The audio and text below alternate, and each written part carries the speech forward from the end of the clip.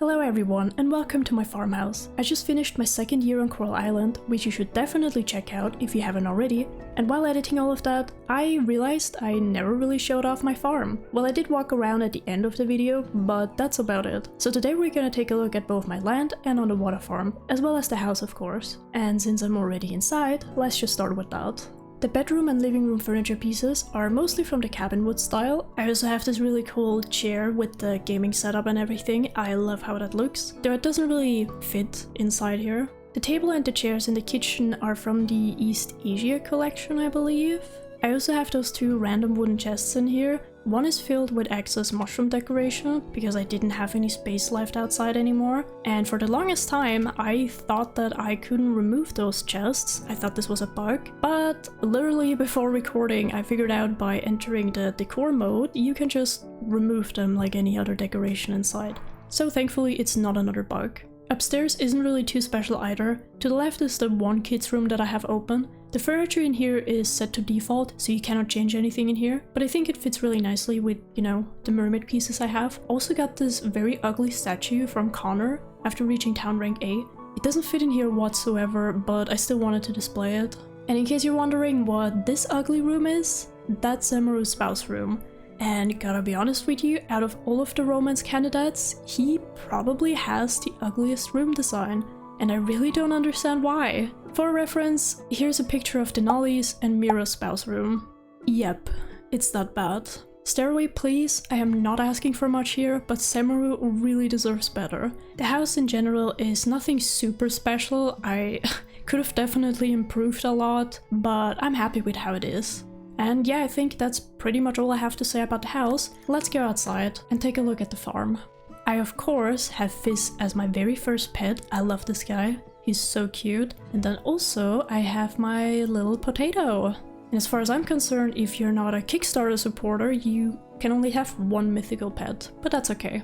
Since I'm already here, I guess I can briefly show the cellar, though I don't really have too much to say about this. By the time I unlocked this, I already had the two shed buildings with kegs and aging barrels, so I barely used the space. I have 3 slime of replication and 1 transmutation down here, which were incredibly helpful with the dino holograms and also the last guardian altar that I was doing. But yeah, other than that, I really didn't use the space down here. Right in front of my house, I have all of my chests. I always like to have my chests outside in any game. I know that there's a lot of people who like to place chests inside buildings or in the sheds, but that's too much of a hassle. I just like to have them right in front of me. I have 6 massive fields just for crops, and then to the left of that are most of the machines that I have, and a bit further is a smaller field that's just for flowers. To the right of that is a smaller area where we have Roach Stable, which I barely used. I'm not super happy with the decorations here, but that's the best that I could do. I have 1 of each of the 6 fruit trees, which I really wish I bought more of. My way too big of a tree farm, the only thing that I really needed here is the resin. Everything else I don't think I ever used. But it looks very pretty, so I just left it as is. And to the left of that is probably my favorite area on the farm, which is the 2 insect houses that I have. One of them is a blue morpho butterfly, yes, and in the other is a crowned hairstreak butterfly. I absolutely love the mushroom decoration and of course the mushroom trees, which glow at night as well. It's so cozy. As I've said, I have 2 sheds here. The first one I barely use anymore. There's a few preserve jars in here, as well as a few kegs. I neglected this building a lot ever since I built the second one because the other building is fully automated and I love it. It's so satisfying to just stand here and look at the machines work. This took multiple in-game days to set up, but it was so worth it. The original plan was to fill the other shed also with automated chests, but I gave up on that very quickly. I mentioned this before in a different 100-day video, but grinding for ore is really tedious and boring in this game. It's not like in Stardew where you can just reset a floor and then just grab the ores and just do it 100 times per day. You cannot do that on Coral Island. I know that you can also buy osmium ore, but if we take a look at the farm computer and where is it? Blacksmith. 1 osmium ore is 4,000 500 gold. That is way too expensive, and I think you need 3 bars for 1 automated chest, so I'm good.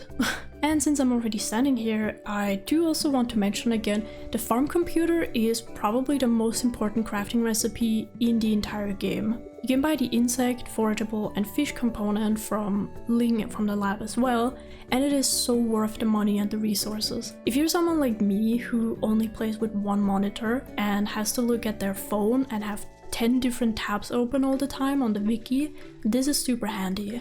It's basically an in-game wiki, and I cannot stress enough how nice this is. Plus, it also comes with an online shop. In front of the sheds is probably my second favorite area, which has the 3 fish ponds. One with a great white shark, the other with a ragged emperor shark, and then one with a monkfish. I don't know exactly what the best fish for these is, but I do know that the great white is definitely worth it, because I think if I remember, the osmium one sells for 1,600 or something like that. I have 2 mills and 2 silos up here. The mills are really just for decorational purposes, because I think they look incredibly nice. Moving on to the animal area, I have 2 barns and 2 coops here. Every building has an auto collector, feeder and petter, which really makes my life a lot easier. I love that you can basically automate everything in this game. I originally had 2 pigs in here, but I swapped them out for the 2 buffaloes because I really didn't want to build a 3rd barn. And I decided to leave the animal artisan machines outside here as well. I don't know, I think they fit nicely in here. Moving on to the greenhouse, I really don't have much to say about this. It's not that special either. The only thing that I really like about this is how I decorate it, because I think this is actually the first thing or the first building where I properly started to decorate. I originally had all of the fruit seedlings in here, but I had to swap out the lemon one with the mango tree so that I can finish the guardian mural. And I kind of just left it in here, and at the back are a few strawberry plants, but yeah, again, these were just for kegs and aging barrels. Actually, I almost forgot to mention, I took the time before recording to put grass tiles at the animal area as well. That was the last thing that I decorated here on the farm, and I love how it looks. The grass tiles are definitely my favorite ones. I don't know, I just think it looks so cozy because you can also place grass starters on top of it, and yeah, I'm just a huge fan of how that looks. That's really all I have to say about the landform. Let's move on underwater.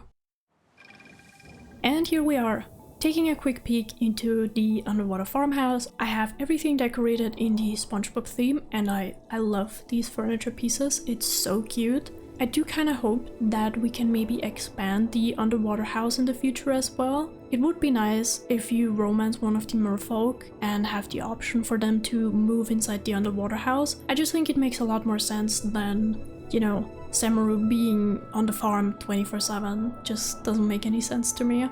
But yeah, for the actual farm, I of course have my scrap chest here to keep everything neatly organized. I have my mermaid scarecrows, which I'm still not sure if you actually need scarecrows on the water. If someone knows if that is actually required, then please let me know, because I'm not sure. And of course also the kite scarecrow, which fits very nicely in here. I only have the 1st and 2nd tier of Lumina sprinklers. I did not get the upgrade for the 3rd and final tier, which I also didn't really think was necessary, but I don't know, maybe I could.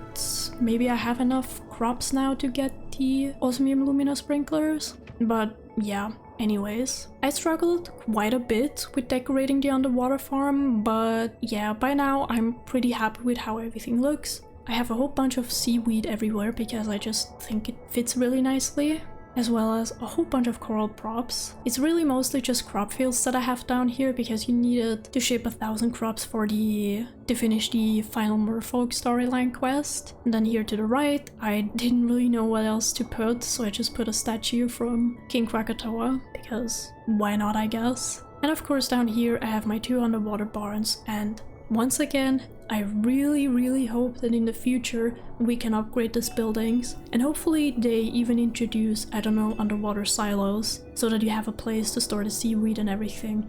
But yeah, if you watched my 100 days video, you know I had quite the issue with the underwater barn. For me personally, none of the automated machines worked. Well, to be fair, the auto collector did work, but I couldn't access it.